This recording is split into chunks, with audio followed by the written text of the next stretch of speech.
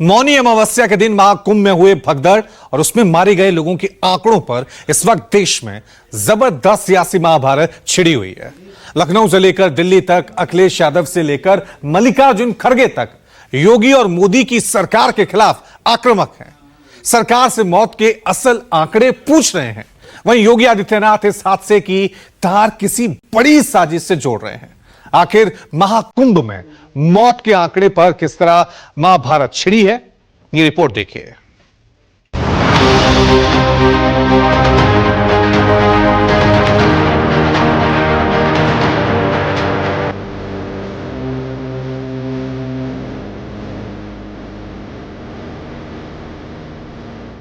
महाकुंभ में मरने वालों के आंकड़े भी दे दें। हम डबल इंजन की सरकार से पूछते हैं, अगर अपराध बोध नहीं था तो आंकड़े दबाए, छिपाए और मिटाए क्यों गए हैं?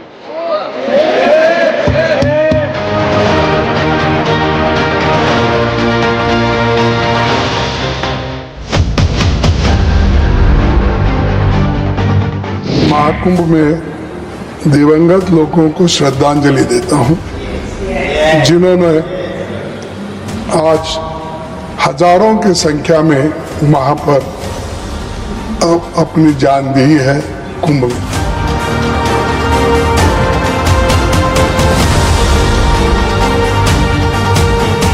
एक प्रतिस्पर्धा दोनों दलों में है, कौन कितना सनातन विरोधी वक्तव्य दे सके। महाकुंभ में मौत पर महाभारत, सड़क से संसद तक जारी सियासत।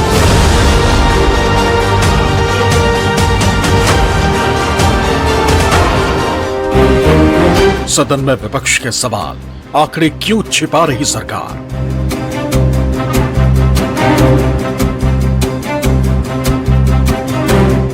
महाकुंभ हादसे पर अब सियासी लड़ाई, मौत के आंकड़ों में सच्चाई या हवा हवाई।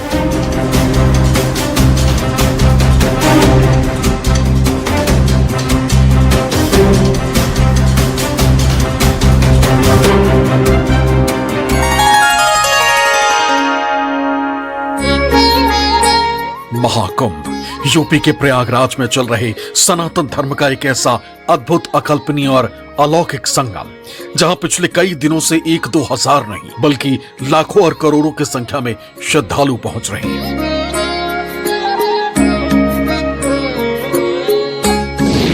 बीते 29 जनवरी को मौनी अमावस्या के दिन भी करोड़ों की संख्या में श्रद्धालु संगम तट पर आस्था की डुबकी लगाने पहुंचे थे, लेकिन उनमें से कई लोग अपनी आस्था पूरा करने से पहले ही एक बड़े भगदड़ के शिकार हो गए। यूपी सरकार की ओर से जारी आंकड़ों के मुताबिक उस हादसे में 30 लोगों की जान चली गई, जबकि 90 श्रद्धालु घायल बताए गए। लेकिन सरकार के इस आंकड़े पर विपक्ष को यकीन नहीं। विपक्षी समाजवादी पार्टी के मुखिया अखिलेश यादव से लेकर कांग्रेस अध्यक्ष मल्लिकार्जुन खड़गे तक ने इस पर सवाल उठाए।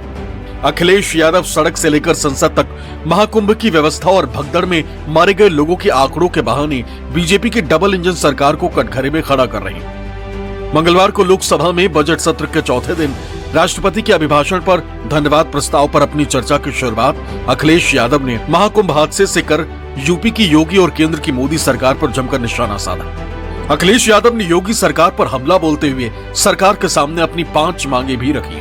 अखिलेश यादव ने मांग की है कि महाकुंभ में मरने वालों के सही आंकड़े दिए जाएं, महाकुंभ की व्यवस्था के बारे में स्पष्टीकरण देने के लिए सर्वदलीय बैठक बुलाई जाए, महाकुंभ आपदा प्रबंधन और खोया पाया केंद्र की जिम्मेदारी सेना को दी जाए, महाकुंभ हादसे के शिकार लोगों की मृत्यु, घायलों का इलाज, भोजन पानी, परिवहन की उपलब्धता का आंकड़ा संसद में पेश किया जाए, महाकुंभ हादसे के लिए जिम्मेदार लोगों पर घोर दंडात्मक कार्रवाई हो, जिन्होंने सच छिपाया है उन्हें दंडित किया जाए। कि जहां सरकार बजट के आंकड़े लगातार दे रही है, और जब मैंने अभिभाषण पढ़ा अध्यक्ष महोदय, बहुत सारे आंकड़े सरकार ने दिए हैं। आंकड़े देने से पहले महाकुंभ में मरने वालों के आंकड़े भी दे दें। महाकुंभ की व्यवस्था के बारे में स्पष्टीकरण देने के लिए मेरी मांग अध्यक्ष महोदय, सर्वदलीय बैठक बुलाई जानी चाहिए। महाकुंभ आपदा प्रबंधन व खोया पाया केंद्र की जिम्मेदारी सेना को दी जाए। महाकुंभ हादसे के शिकार लोगों की मृत्यु, घायलों का इलाज, दवाइयों, डॉक्टर, भोजन पानी, परिवहन की उपलब्धता का आंकड़ा संसद में पेश किया जाए। महाकुंभ हादसे के लिए जिम्मेदार लोगों पर, महाकुंभ हादसे के लिए जिम्मेदार लोगों पर घोर दंडात्मक कार्रवाई हो। जिन्होंने सच छिपाया है उनको दंडित किया जाए।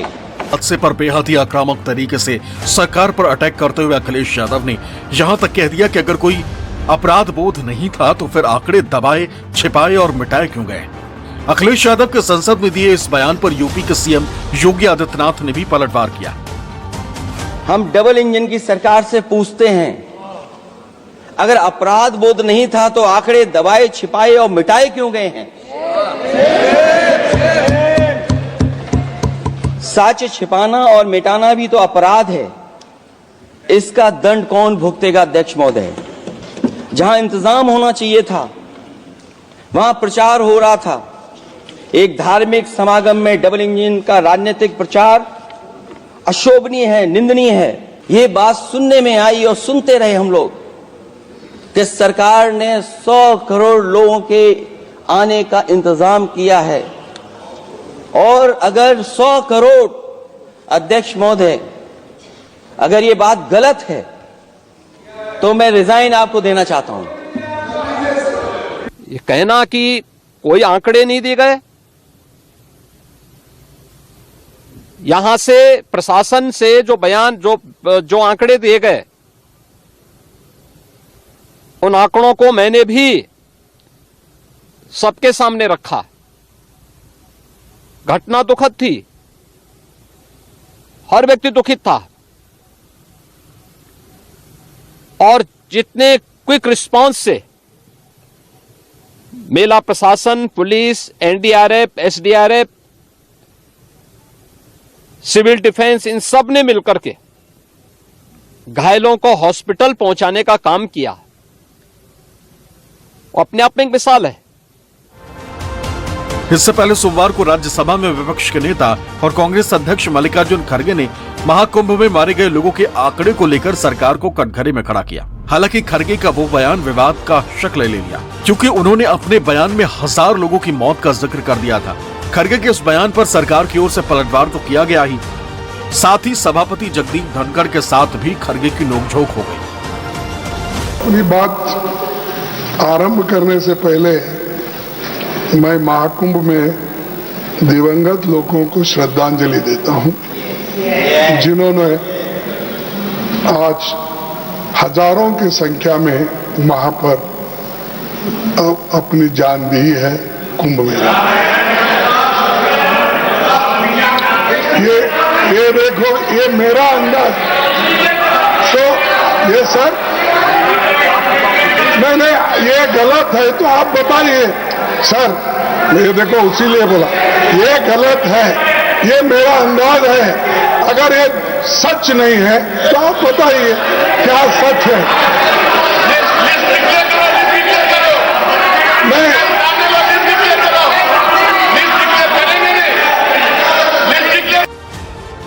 राज्यसभा में कांग्रेस अध्यक्ष और विपक्ष के नेता मल्लिकार्जुन खड़गे के इस बयान पर भी यूपी के सीएम योगी आदित्यनाथ ने पलटवार किया।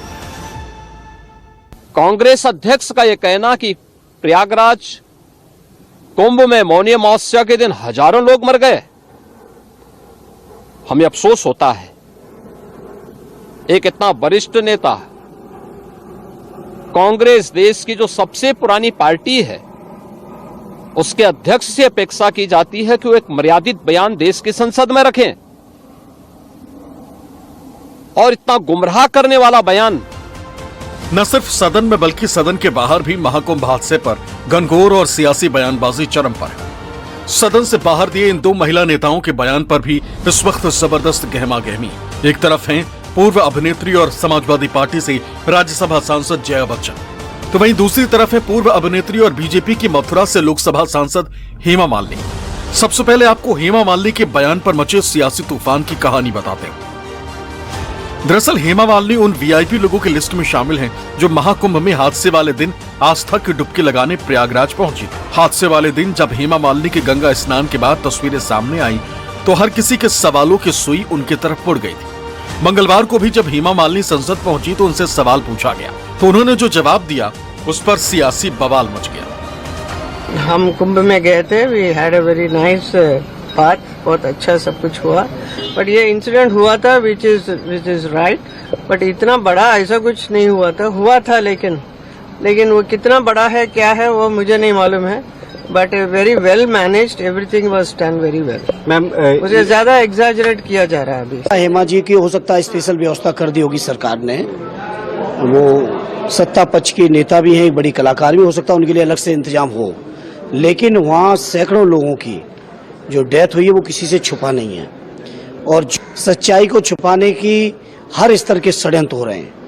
और मैं समझता हूँ ये जितना दर्दनाक घटना हो सकती थी उतनी घटना है, इस पर मैं नहीं समझता संवेदनाओं के अलावा, जांच के अलावा, सच्चाई को बताने के अलावा और कोई दूसरा एक्सक्यूज हो सकता है इसमें। मालिनी जी को इसका अंदाजा हो ही नहीं सकता है, क्योंकि जब वो गई थी तो उनको वीआईपी ट्रीटमेंट दिया गया था और ये सारा जो बदअज़मी हुई है या जो गड़बड़ी हुई है, जिस तरह का जो माहौल बिगड़ा है वहाँ का, और वो तो इसीलिए बिगड़ा है कि वीआईपी लोगों के पीछे लोग लगे रहे, प्रशासन लगा रहा।